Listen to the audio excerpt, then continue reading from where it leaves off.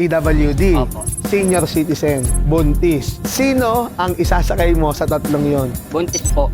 Kung mabubuhay man yung dinadala niya,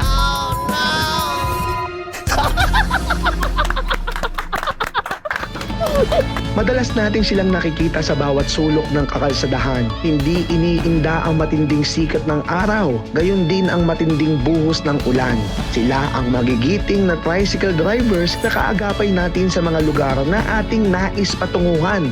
At nakakatuwangang isipin na dito sa Barangay Santa Ana ay binibigyang halaga ang mga katulad nila. Kinikilala ang kanilang mahalagang ambag sa lipunan at pinapahalagahan ang serbisyong ibinibigay nila. Kaya naman, hindi katakataka na ang mga toda dito sa Barangay Santa Ana may pagkakaisa at may pagmamahalan.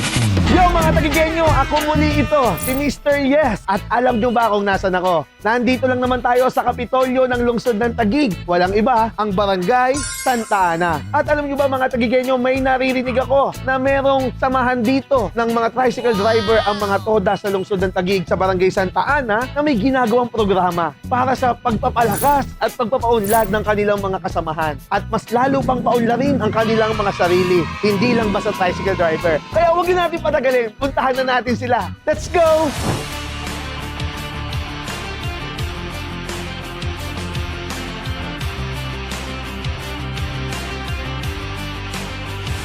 Ang aim namin kung bakit po namin ginawa ang proyektong That's My Toda ay para po bigyan ng pagkilala ang bawat miyembro nito, ang bawat ambag nila sa aming barangay.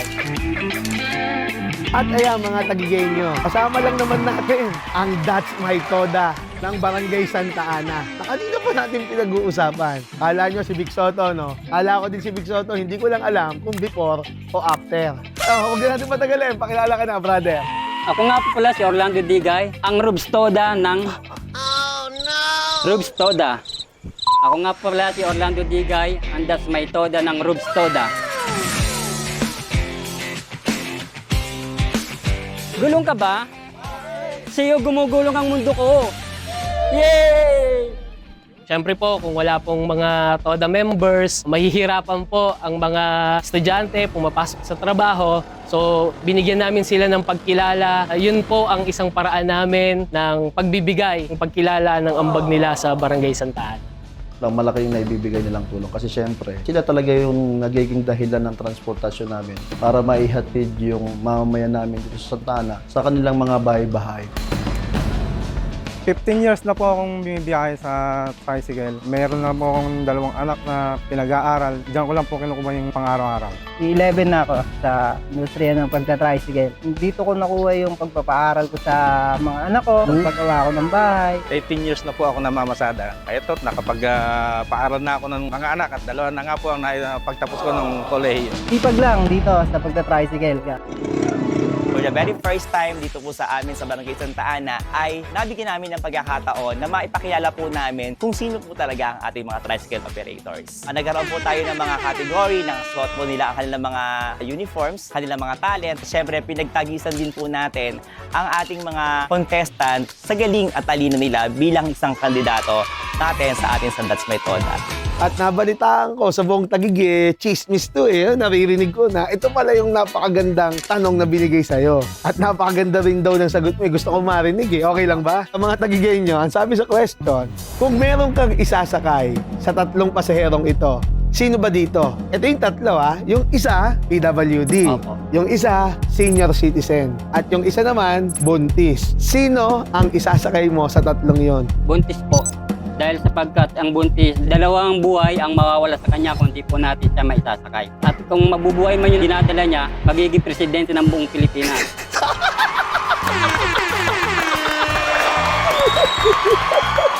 Kumbaga, kung ako din dyan, iboboto ko eh. Kasi pag di ko tama naman eh, kung paano nga kung ayun yung magliligtas ng buhay natin, di ba? Kung iisipin niya, nakakatawa, pero may punto eh. Na may point nga naman. Masaya po't na bigyan kami ng pansin yung transport sector at nagpapasalamat po kami sa barangay sa Santa Ana, lalo-lalo na po sa ating mahal na mayor na si Lani Cayetano po. Nabigyan kami ng oras at pagkilala. Dati kasi kami, pasada lang, araw-araw, pangkaraniwan, pasada, hindi kami magkakakilala. Ngayon, nagkakaroon kami ng bonding dahil sa ganitong programa. Napakagandang pangyayari kasi dito sa Santa Ana, nakilala kaming mga tricycle drivers and operators. May sa publiko yung mga pinagdadaanan namin na hindi lang kami basta tricycle driver, meron din kami mga talent na Yun. ipagyayabang sa buong Pilipinas. Ma-showcase Oo, natin. ma-showcase. May mga ibubuga din po kami, no? Parang ganun yan eh. Kasi hindi po biro yun, ha? Dahil marami rin po akong kilalang tricycle driver na mga sikat na ngayon na meron palang leadership skills. Kasi, kuyari, kayo po, no? For example po, shoutout po ang ating Congressman Ading Cruz Jr. Yes. Tricycle Shoutout, driver yan. Kang Ading, number 1 idol. Tricycle driver yan, no? Para sa kaalaman ng lahat. Pero ngayon, tignan, congressman na siya ngayon. Kasi may leadership skills. And yung ginagawa niyo pong That's My Toda, no? Para lang din po sa kaalaman. Correct me if I'm wrong, no? Sa mga comment po kayo dyan. Alam ko, kayo po ang unang gumawa nito sa buong Taguig. Ang pinakahangarin po natin dito ay maparamdam po natin sa ating mga tricycle operators na hindi lang po sila basta tricycle driver, kundi ipakilala po nila ang kanilang mga sarili na sila po ay mabahagi po sa sektor dito po sa Barangay Santa Ana. Naging daan ito para sa kanilang pagkakaisa bilang mga toda dito sa aming barangay.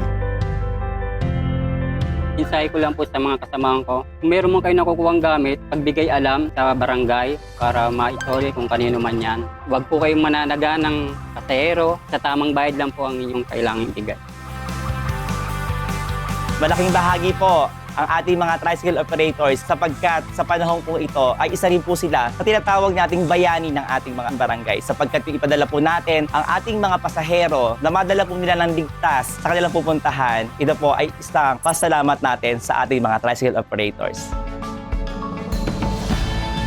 Tunay ngang kay sarap pagmasdan ng isang pamayanang may pagkakaisa at pagmamahalan. Salamat sa inspirasyon na ating nasaksihan at sa mga TODA members ng Barangay Santa Ana, saludo po kami sa inyong sipag, talento at kakayanan. Patunay lang na hindi kayo basta mga tricycle driver lang dahil sa bawat biyahe ng pagsisikap at determinasyon ay maraming mga pangarap na naisa sa katuparan.